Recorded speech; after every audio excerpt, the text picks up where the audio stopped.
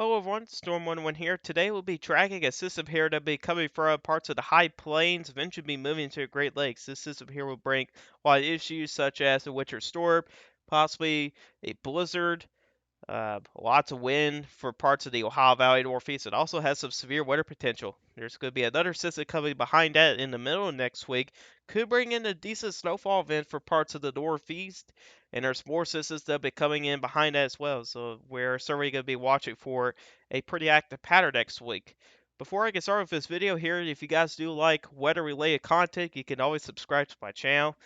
Um, I do this stuff all the time here on this channel here. You can always check out some of my previous videos. And hopefully you guys do enjoy this video. So we're going to get started with the NAM model here. And right now it's pretty quiet across the United States. Some snow in the parts of the Great Lakes. As we kind of continue on here, so a band of snow will develop into parts of Washington, Idaho, and then Montana. This will be the beginning of your first system. They'll be moving on shore from the Pacific Northwest. And you can see how this band of snow here continues to move for parts of Montana, North Dakota, and eventually it's going to move into parts of Minnesota and will expand into parts of northern Wisconsin and upper Michigan. And this is a system that will cause plenty of problems here.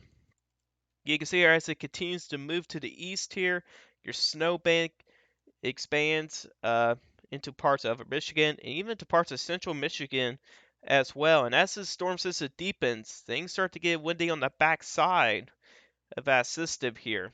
And then you see here you do have a cold front that settles in across parts of the Southern Plains up into the Great Lakes.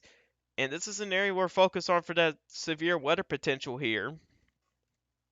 And at the same time, you can see here your isobars are pretty close together. That would be an indication that there will be some stronger winds. Here's another area with some isobars close together in the parts of the Ohio Valley, so things will be windy coming out of the southwest. We're talking about above normal temperatures in the warm sector out there. Temperatures could be deep in the 50s, maybe even to the 60s out as well out there. As the system continues to move on to the east, it'll start to deepen here. At this point here, you could be talking about near blizzard conditions for parts of Minnesota. Winds will be very gusty. There'll be rounds of some light to moderate snow. And then again, the timing of this is Sunday night into early Monday morning. Here's your shower and thunderstorm development along that cold front, and then again, some of those strongs may be on the strong side. And then here's another frame here. This is now getting into the early morning hours on Monday. Then we get to see a line of some showers and thunderstorms across parts of Kentucky, Indiana, and Ohio. These here could certainly produce some strong winds. Out ahead of that line of storms could be some very gusty winds as well. Even without showers and thunderstorms, you could see wind gusts anywhere from 30 to maybe as high as close to the 50-mile-an-hour mark. So things will start to be pretty windy Monday morning. They'll continue to move through those areas, and eventually we could see more strong storms to spark into parts of Texas, Louisiana. Down there where we do have a decent amount of instability, there will be some wind shear to work with as well that could support that threat. At this point here, your low pressure system starts to move very quickly to the northeast. It'll be accelerating as time kind of goes by here. That's the same way with these cluster of some showers. They'll continue to move on to the northeast. And these things here will be moving very quickly. It'll be windy out ahead of those as well. And then at this point here, you'll start to see another system here. This will be system number 2 that'll be gathering itself together. So let's talk about the winter side of things first. And this is the HER model. And you do see here, you can see where these white lines are going. So your center of low pressure is in northeastern North Dakota. This is 10 a.m. on Sunday. And these white dots here, that's indications of snow here. And really, when you get to those green and yellow colors, that'll be moderate to maybe almost heavy snowfall as well. And there could be some lake effect snow here, which could enhance the snowfall potential across parts of far northeastern Minnesota, which is pretty interesting there with that wind direction. Not something you see very often up there, that's for sure. And as we kind of go through the day here, you'll start to see here, especially across South Dakota, those winds are going to be pretty strong out there, and even for the backside of the low as well. As we kind of go down to the warm sector here, it does show possibly some thunderstorms try to develop across parts of Arkansas. Those will continue to move on to the east. But let's check out those wind gusts on the backside of this low here. And this is likely going to be overdone, but still, very gusty winds on the backside here. If this is correct, we could possibly see some blizzard conditions on the backside as low here, and the HERB model is showing wind gusts that could approach close to 60 miles an hour, so that's some pretty gusty winds out there. But then again, I think it's overdone. We'll probably talk about more like 45 to 50 miles an hour. Could be as high as 55 in some places. That's a possibility as well. But either way, it's going to be very gusty, and there could seriously near blizzard conditions, especially on the backside of low, of course, parts of North Dakota, and eventually getting into parts of northern Minnesota as well. So we kind of go back to the precipitation mode here. And you can see here with that snow on the backside there. This is where we're kind of getting into the evening hours here. You can see here, then again, the low pressure system continues to move on to the northeast. Some showers, maybe a couple thunderstorms are trying to develop in the warm sector here. And then it switches over to the icon model here, which is something completely different here. This is a different model here. And it does show more widespread thunderstorm activity for areas a little bit further to the south here. But let's kind of focus on the winter side of things real quick. This is the Snowfall Mounts from the NAM. This goes through the entire event. And you can see here, you got a pretty good swath here of 5 to 8 or 9 inches of snow. The purple colors is where you can see at least 6 inches of snow. And those pink colors is where you could see at least 8 inches of snow. And you can see here some of the highest snowfall totals will likely be in upper Michigan and probably for parts of northeastern Minnesota as well. Those are part of the lake effect snow action, so that's why we're going to see some of those higher snowfall totals. That's where we could see up to a foot of snow in some places. But for areas for northern North Dakota, northern Minnesota, far northern Wisconsin, and northeastern Montana, I think we could see a widespread 5 to 8 inches of snow. So that's a pretty good winter storm for you guys up there as well, if you guys do enjoy snow there. So enjoy it while you can up there, because there may not be much of any more snow after this system here, but I'll certainly try to enjoy that snow there if I were you guys up there, if you guys do like snow up there. All right, let's talk about the severe weather side of things on the system here. This is the same model here, and this is the superset composite. This is the combination of wind shear and instability, or CAPE, that works either way.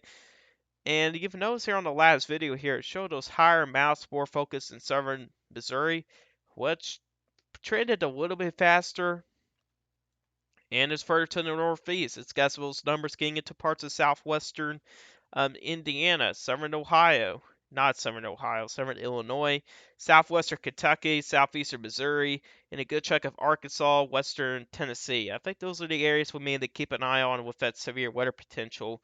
Now, for areas down here, across parts of Texas, Louisiana, southern Arkansas, maybe into parts of southeast Oklahoma, there's nothing really going to be developing down there.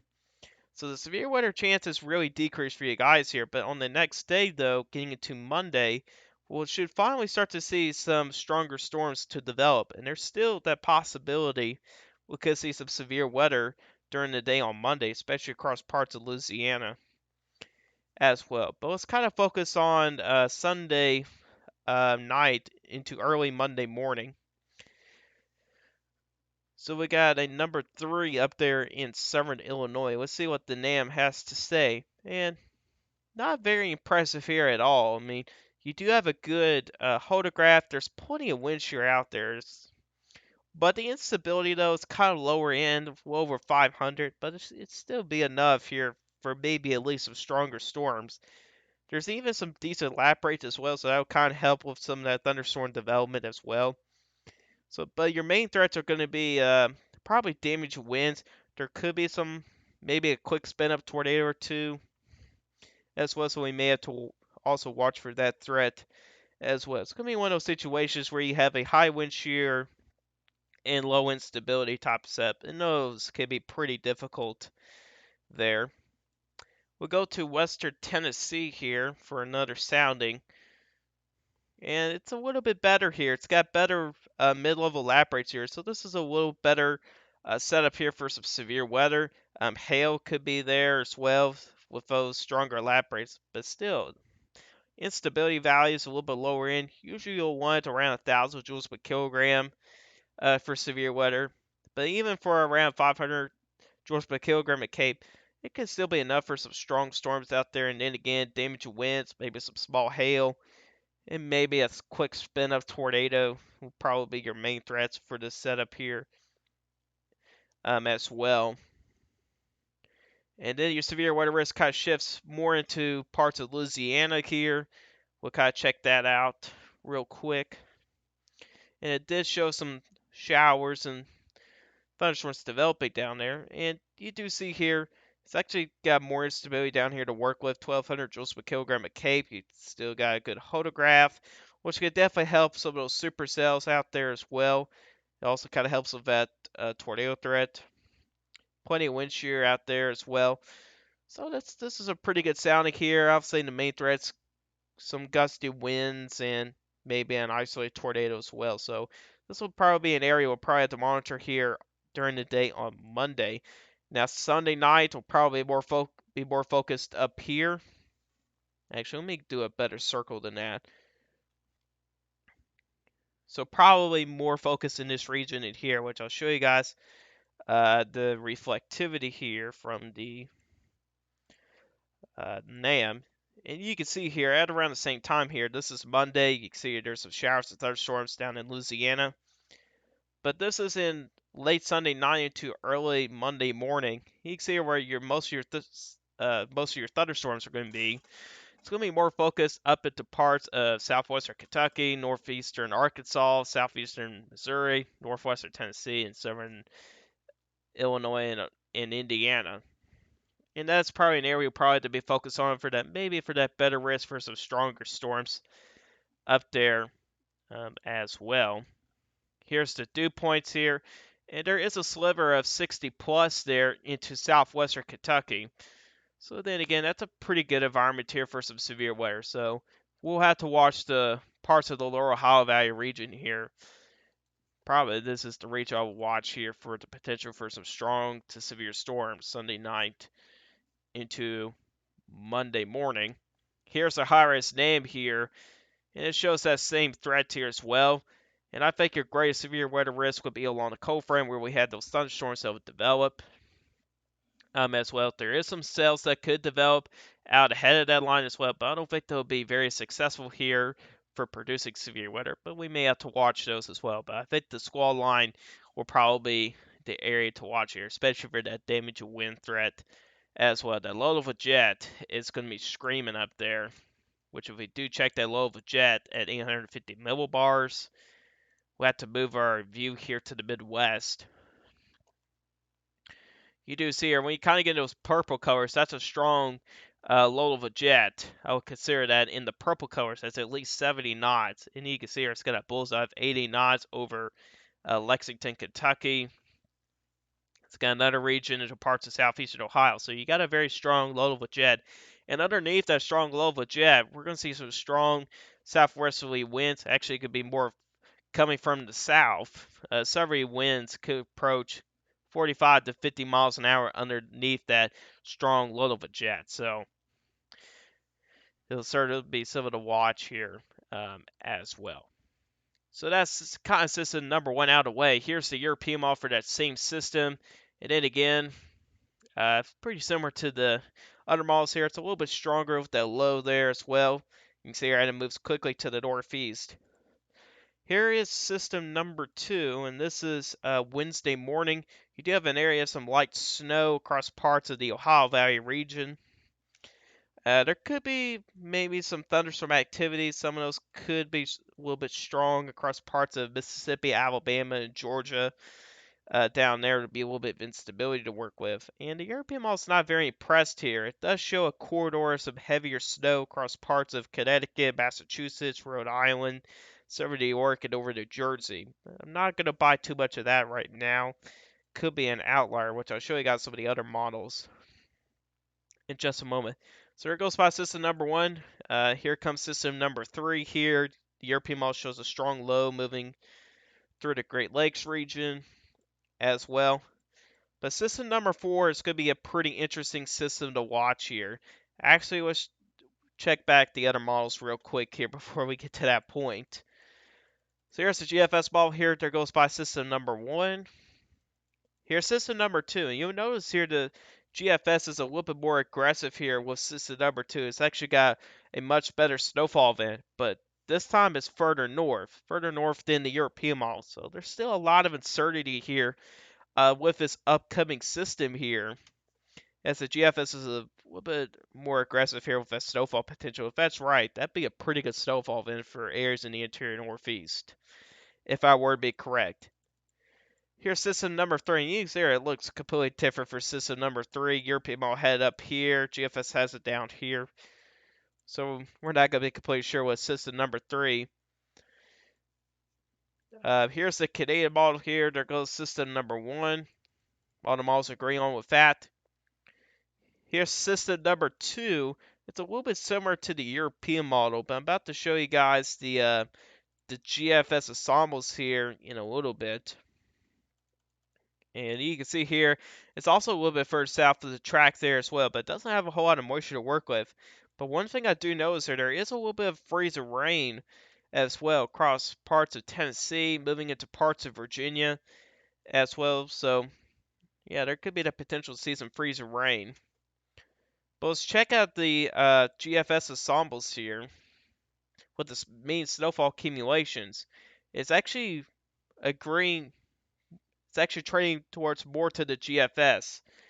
You can see here, it's got some of those pretty good snowfall mounts, and this is again a mean of 20 members here, and this is a pretty good mean here for about uh, for a few days out here, or I should say at least a couple days out.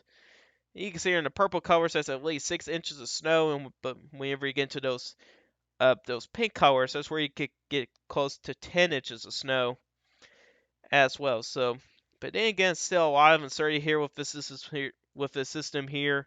I won't get too much into detail with that. Okay, let's talk about system number four, and this one here is going to be an interesting system here to watch, and it's still here. Here's the European model here. So this is for Saturday evening here, and if this is correct, and this is a big if, there could be a winter storm for parts of the Southern Plains up into parts of the Midwest and the Great Lakes. In the warm sector, there could be some severe weather as well. And about everywhere else, there's going to be quite a bit of wind as well. In the warm sector, you could be talking about wind gusts 40 to 50 miles an hour again with a system like this. And you can see how it deepens as it continues to move on to the northeast as well. But then again, that's a big if, and then again, some things can change. Here's the GFS model here for that same system, and it's much further to the north here. But it does try to develop a system here down to parts of the Ohio Valley here, and if that's correct, there could be some snow here on the back side of it. And I'm not really buying much into this either here as well. If you check out the Canadian model here, it's kind of more fitting in towards the GFS model here, at least for how far north it's going to go here.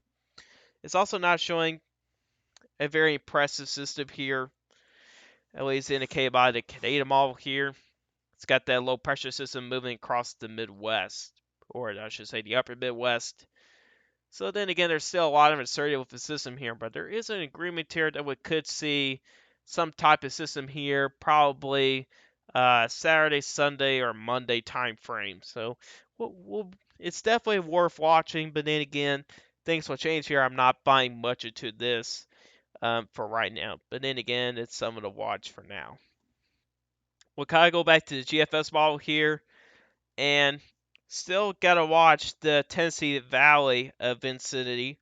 Um, then again, this is the GFS ensembles here. This is a mean of 20 members, and does show quite a bit of rain a little bit more than the last video.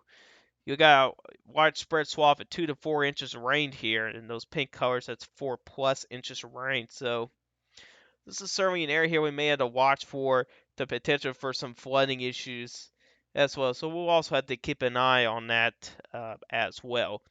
But anyways, guys, this is our for you guys today. Hope you guys enjoyed this video. Guys, like this video, hit the like button. If you like my channel, hit the subscribe button. Hit the bell notifications so you never miss an upload. If you guys have questions about this, leave it in the comment section down below. I heard you guys questions. And I'll see you guys in the next one. Goodbye.